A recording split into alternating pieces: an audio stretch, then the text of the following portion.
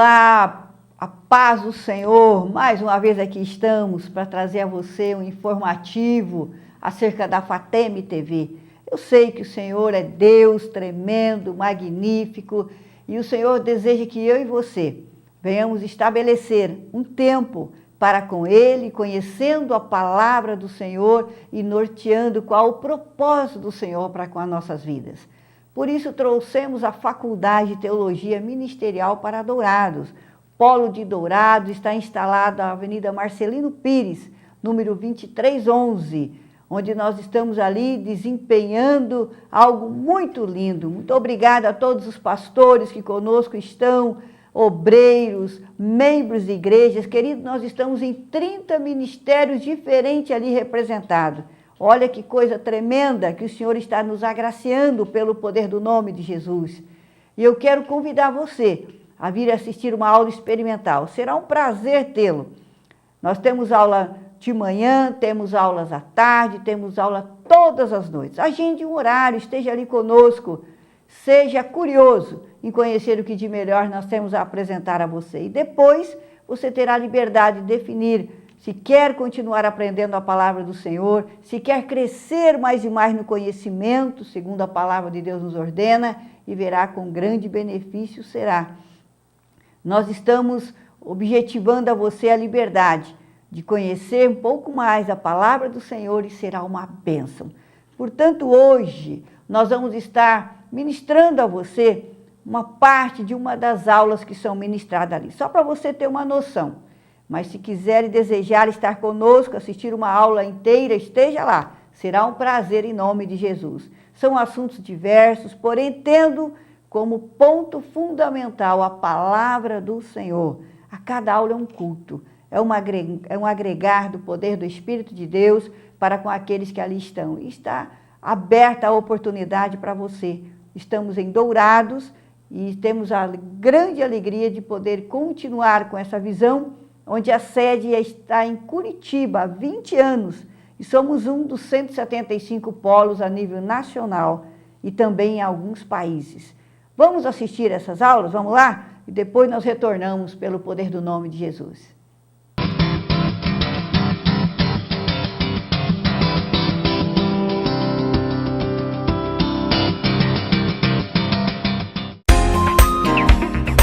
Center Pharma, onde você encontra medicamentos dos melhores laboratórios com garantia e procedência.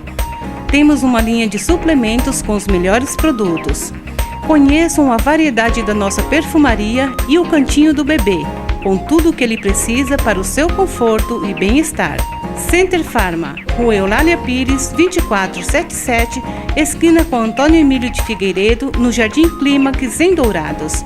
Mais informações, ligue no Disque Entrega 3421-6138. Center Pharma, o melhor preço popular da cidade. Para quem busca viver intensamente a palavra de Deus, mas não tem tempo para ir à faculdade todos os dias, a Fateme possibilita a você a graduação à distância em teologia com a flexibilidade que sua vida precisa. Sem vestibular e com um preço que cabe no seu bolso. Estude a palavra de Deus de forma prática em qualquer lugar e a qualquer hora. A experiência de 18 anos em educação cristã ainda mais perto de você. Fateme, um novo conceito em teologia à distância.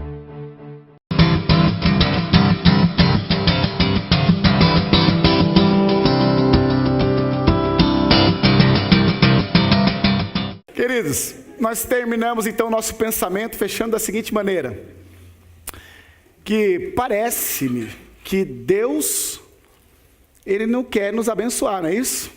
Parece que eu preciso fazer algo, parece que eu preciso mostrar algo, que eu preciso manifestar algo. O que eu preciso fazer para ele me ajudar? Por quê?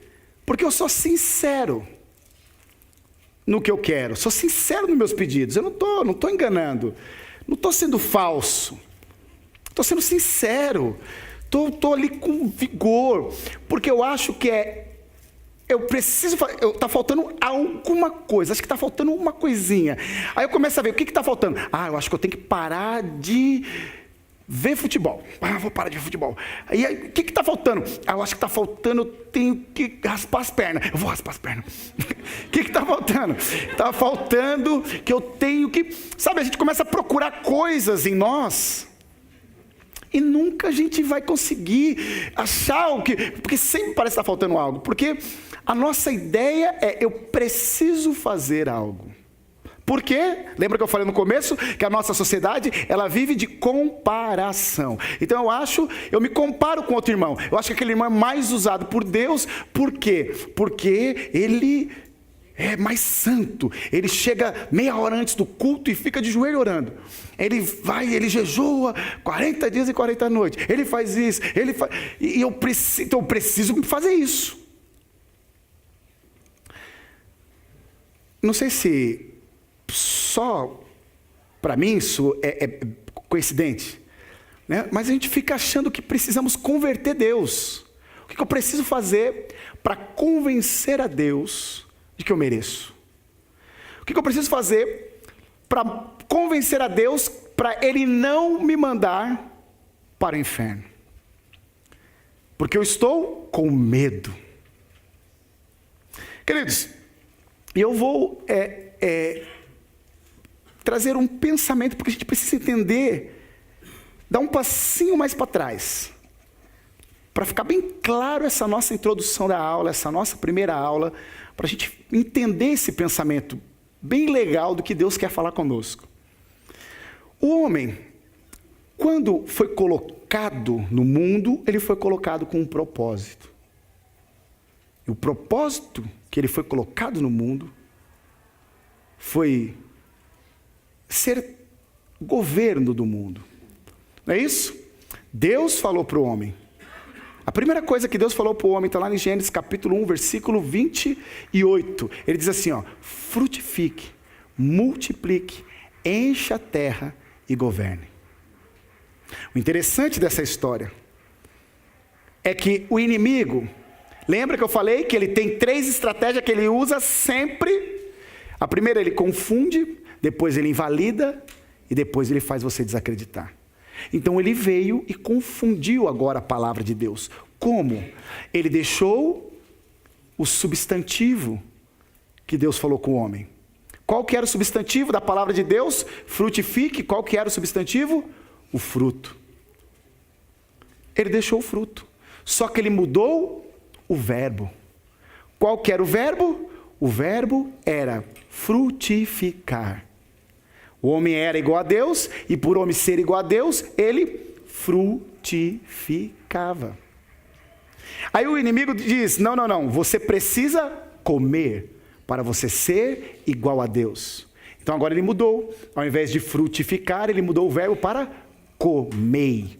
Ou seja, o homem passa de abençoador para receptor. O homem foi colocado na terra porque a terra precisava do homem. E o homem foi colocado na terra para frutificar, para multiplicar, para governar e para encher. Por que ele ia encher? Porque ele estava cheio. E agora então, o inimigo muda a ideia e diz assim, não, você precisa primeiro fazer, para depois você ser igual a Deus. E esse pensamento permeia até hoje. Então, para eu ser a pessoa que eu quero ser, eu preciso fazer algo. Eu queria ser um homem ideal, um marido ideal, um pai ideal, um professor ideal. Então eu preciso estudar bastante, eu preciso me dedicar, eu preciso me abdicar, eu preciso fazer para ser esse homem. Não. Você já é esta pessoa. A Bíblia diz que Ele te fez a sua imagem conforme a sua semelhança. E em Cristo, Ele nos resgatou, nos trouxe de volta a essa posição. Em Cristo nós somos perfeitos, justos, santos, em Cristo Jesus. Então, as minhas atitudes não diz quem eu sou. O que eu faço não determina quem eu sou. Conseguiram entender isso, queridos? O que eu faço não é quem eu sou. Só que nós estamos vivendo em uma mentira. Preste atenção, por que você acredita que você pertence à família que você pertence? Porque quando você era criança, pregaram isso para você. Ou você estava lá no dia na noite, na tarde, quando você foi concebido? Não. Você estava no dia do seu nascimento, você viu, você filmou, você tirou foto, fez uma selfie saindo da barriga? Né? Não. Você acredita por quê? Porque é pregado para você. Oh, você é meu filho, você é minha filha, você é meu neto, você é minha neta, você é meu sobrinho, você é minha sobrinha, você está aqui. Pronto, pregaram para você isso aí. Você creu nisso. Você acreditou nisso. É verdade, eu sou dessa família. Mas quem te falou? Você viu? E aí também vem a mesma história. Não, você é um pecador. Mas quem que pecou? Adão. O que eu tenho a ver com Adão? Eu nunca gostei desse negócio. Eu nunca consegui entender isso. Não entendia. Porque primeira coisa, eu falei, eu não pedi para nascer. Não conheci Adão. Não conheci Eva. Não comi a maçã. Eu sei que não é maçã, é só para ficar engraçado. Não comi a fruta. E aí? Por que eu tenho que pagar o pato, como diz o povo aí? Por que eu tenho que ser o culpado disso? Por que agora eu tenho que ir para o inferno? Porque aí a gente cria uma terceira via, queridos.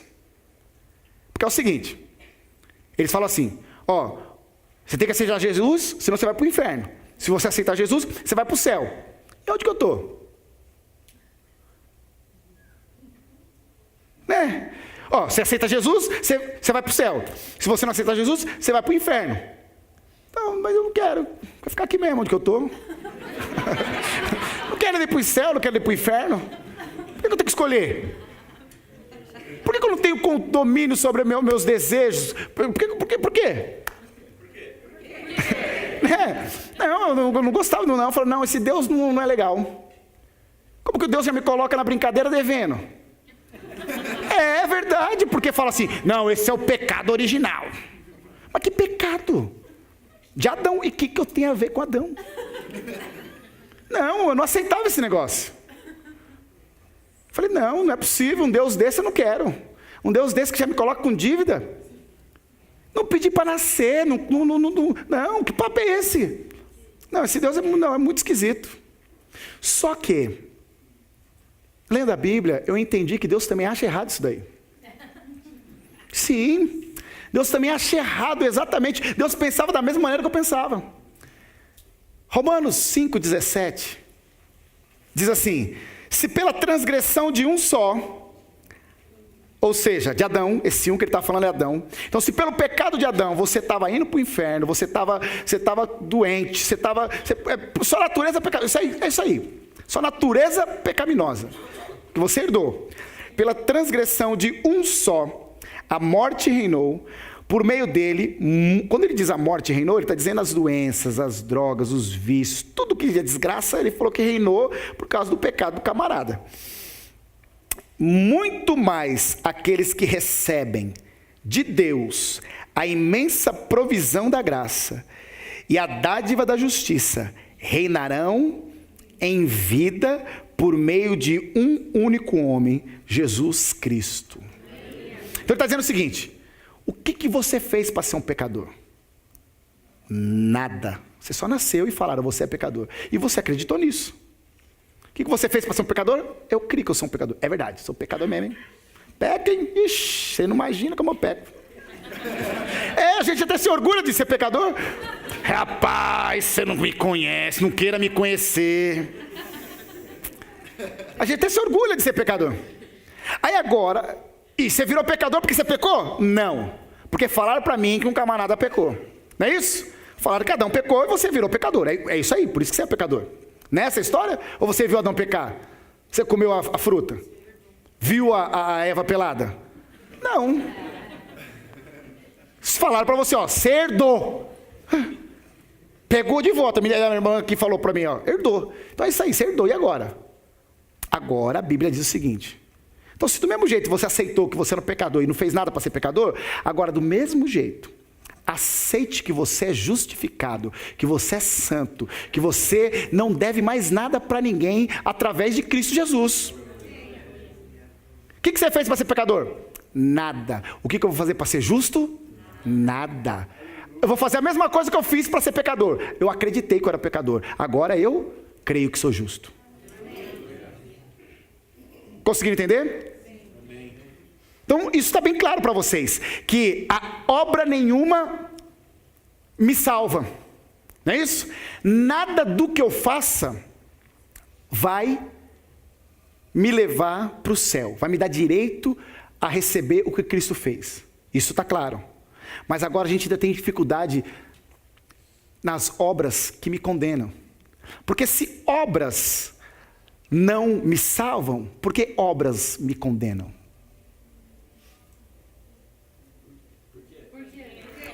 Estão entendendo? Porque a gente precisa ter um entendimento para saber qual é a ideia desse juízo.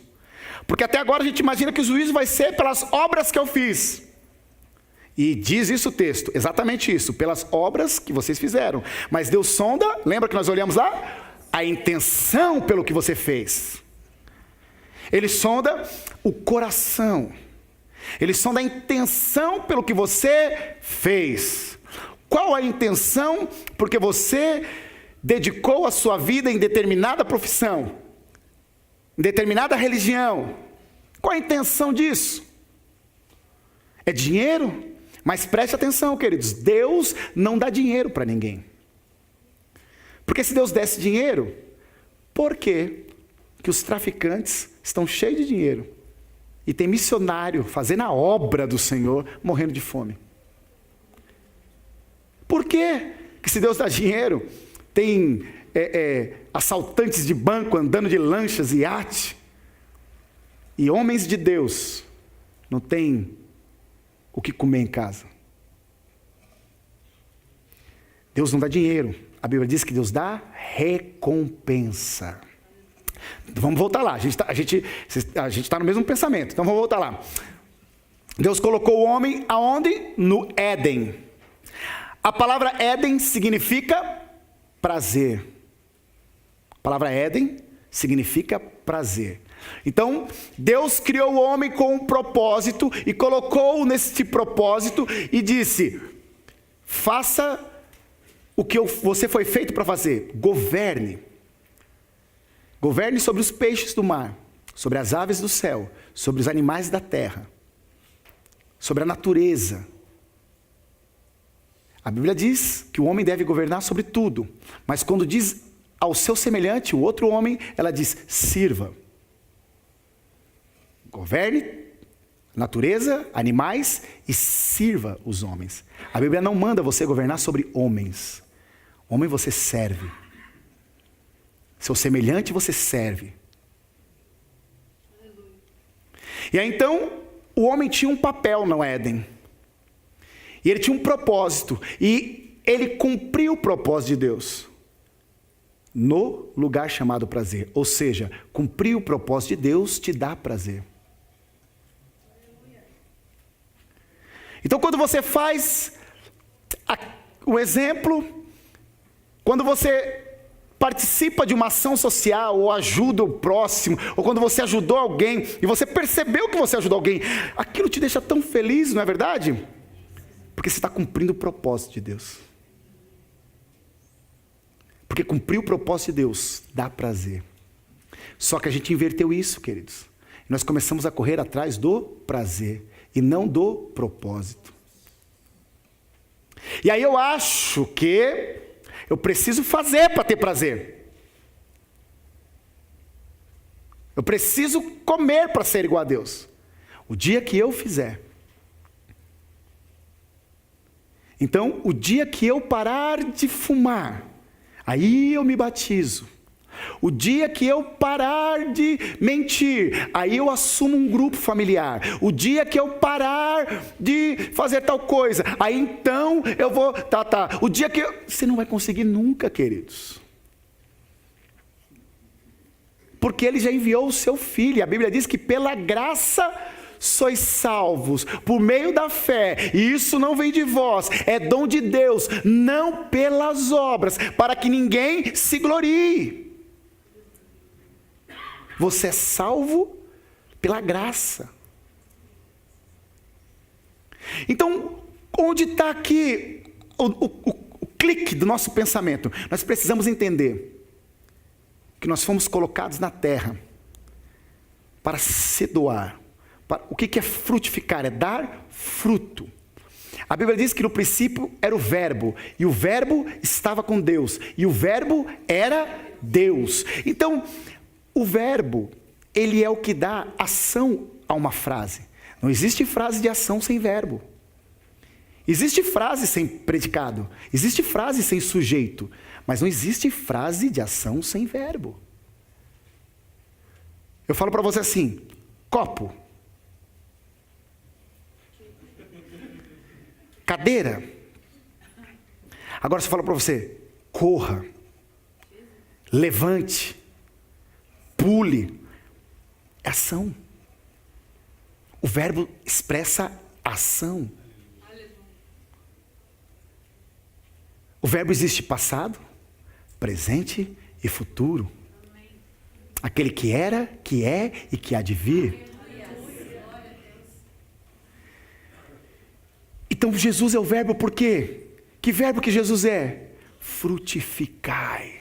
Ou seja, haja, o verbo de ação. Se eu sou pastor e eu não vibro como verbo, ou seja, eu não pastoreio, então eu não sou pastor.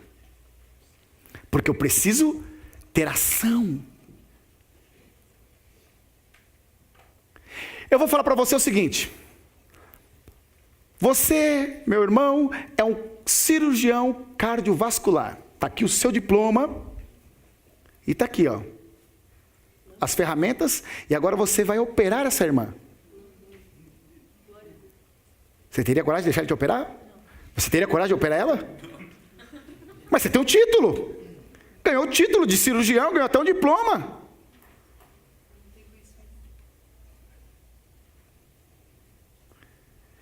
Porque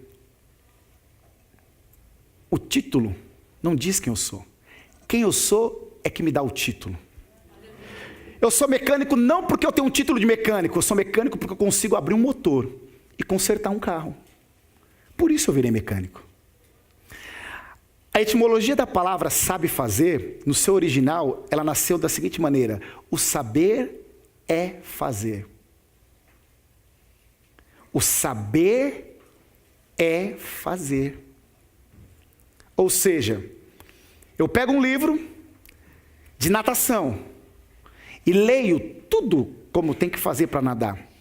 Se eu pular numa piscina, eu vou nadar? Não. Eu vou ter que engolir aí pelo menos uns 2, 3 litros d'água, algumas horas investindo tempo, e aí eu vou nadar.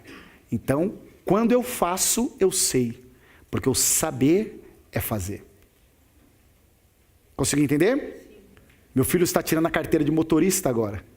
Então ele está fazendo aula. O dia que ele aprender a dirigir, ele recebe a carteira. Porque o fazer é saber. Aí a gente foi lá e não sabe fazer. Aí ele sabe fazer. Não, o saber é fazer. Então eu não sou cristão porque eu falo. Eu sou cristão porque eu faço. Quando eu vibro. Cada vez que eu tenho uma atitude que Cristo teve. Por que que os primeiros cristãos foram chamados de cristãos? Porque as atitudes deles eram como a de Cristo. Ainda não existia cristão em Antioquia. Eles olharam um povo que fazia a mesma coisa que Cristo fazia. E falou, esses daí são cristãos. Porque eles repetiam o que Cristo fazia. Então eu não sou cristão porque eu me denomino cristão. Ou porque minha igreja disse que eu sou cristão. Eu sou cristão quando eu vibro. Quando o verbo funciona na minha vida. Porque cada vez que eu manifesto uma atitude de Cristo, o verbo se faz carne. É esse entendimento que nós precisamos ter. Porque senão nós vamos ficar fugindo de um Deus tirano. Então eu não vou cometer erros porque eu não quero ir para o inferno. Vai ter um julgamento e naquele dia, diante do trono branco, eu não quero que ele vá e me aponte meus erros e faça eu passar vergonha e depois me mande para o inferno. Porque a nossa preocupação está apenas em nós. Ei, queridos, preste atenção, vou falar um negócio para vocês. Vocês não vão para o céu.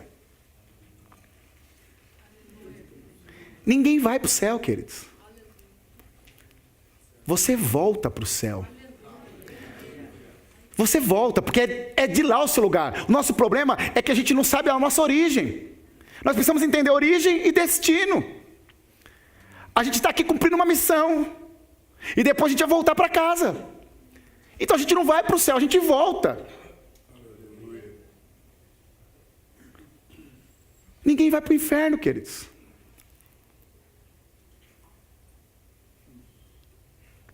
Vamos lá. Eu estou dizendo um negócio para vocês aqui. É o seguinte, a gente criou três vias, lembra que eu falei? Ou você vai para o céu, ou você vai para o inferno, e essa é a outra. Eu estou onde então? Queridos, preste atenção. Uma pessoa que agora, essa hora, está dormindo debaixo de uma marquise, viciada em droga, vendendo o seu corpo, ela está onde? Ela está no inferno, queridos. A Bíblia diz que o mundo jaz o maligno. A gente então não vai, a gente tira do inferno. Aí depois no julgamento você vai para o lago de fogo e enxofre. Aí lá é outro negócio. Que a Bíblia diz que haverá um julgamento, uns irão para as bodas e os outros vão para onde? Para o lago de fogo e enxofre, que não foi feito para nós, para os homens. Foi feito para Satanás e os seus demônios. É o que está escrito na Bíblia. O homem vai lá porque quer. Não é o lugar dele. Ele vai porque quer. Ou ele vai porque a gente não avisa. Ou ele vai porque a gente não vai lá falar, porque de repente ele nem sabe porque ele está indo. Então, quando eu digo que ninguém vai para o inferno, é porque é o seguinte, queridos, a gente tira eles do inferno, porque eles já estão no inferno. A Bíblia diz que está todo mundo condenado, que não creu, já está condenado. Então a gente tira ele do inferno. Ninguém vai para o céu porque a gente não vai, a gente volta, a gente era de lá. Então se a gente pensar dessa maneira, o cristão tem que ir para onde? Para o inferno. Buscar os que estão lá. Por isso que a Bíblia diz que as portas do inferno não prevalecerão contra a igreja de Cristo. Não vai prevalecer, porque a gente vai lá, a porta está aberta, porque a chave já foi tomada. Então ela está aberta a porta. Então a gente entra lá, pega o que está lá dentro do inferno, traz de volta e sai e volta para cá, para o céu. Vai lá e pega o que está lá e volta e põe para cá de novo. Por isso que as portas do inferno não vão prevalecer contra a igreja de Cristo. Só que nós temos o entendimento de que eu não vou para lá. Vocês, não estou nem aí. A preocupação sou eu. Se eu for, tá bom. Queridos, e olha a intenção. Uma alma encobre multidões de pecado. Quando você ganha uma alma. Então, vou ganhar algumas almas aí, porque eu tenho que cobrir um monte de pecado, porque eu fiz bastante coisa errada. Ei, queridos, quando esse texto diz isso, que uma alma encobre uma multidão de pecados, não está falando do seu, está falando do dele que você levou para Jesus. A multidão de pecados dele, não do seu. Quando você ganha uma alma e aí encobre uma multidão de pecados, não é o seu pecado, é o dele. É que nós estamos pensando em nós.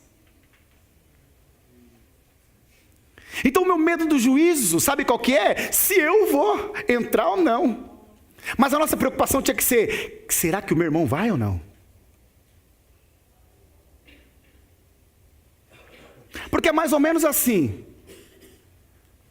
Você tem um pai, uma mãe, que cuida de você, você mora com eles. E aí você então, um belo dia sai de casa. Vai fazer uma viagem. E aí você conhece um outro irmão seu que estava perdido nesse país que você foi. E aí é o seguinte. Você leva ele de volta para a casa do pai. Você vai ficar com medo de voltar para a casa do seu pai e falar, não, mas eu estou fora, eu vou voltar e meu pai não vai me receber. Você acha que eles não vão te receber? Se você morava lá, saiu para fazer uma missão, e agora está voltando, ele fala, não quero você aqui, agora você vai morar em outro lugar. Se nós fazemos isso, por que Deus vai ser diferente? Por Porque Ele nos formou. A Bíblia diz que Ele nos criou nele, antes da fundação do mundo. Ele nos amou ainda quando éramos pecadores. Você o ama porque Ele te amou primeiro. É isso que diz a Bíblia. Você só ama Ele porque Ele te amou. Não é você... Não partiu de nós. Partiu dEle. 1 João 4,19. Nós amamos porque Ele nos amou primeiro.